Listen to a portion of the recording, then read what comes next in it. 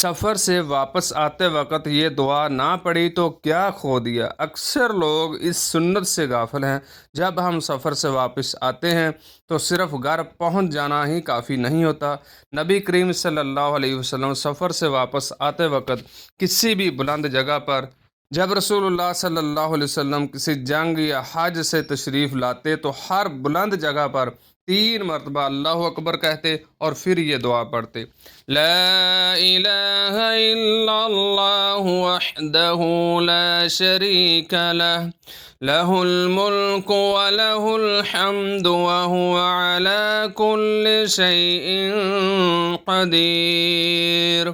आइबून ताइबून आबिदून लिरब्बिना हामिदून।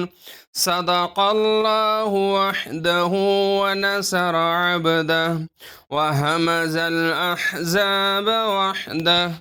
ये दुआ हमें याद दिलाती है कि सफ़र की हिफाजत भी अल्लाह की नेमत थी और वापसी भी उसी का करम है। आज से हर सफ़र के बाद ये दुआ ज़रूर पढ़ें और इस वीडियो को शेयर करें ताकि ये सुन्नत आम हो जाए।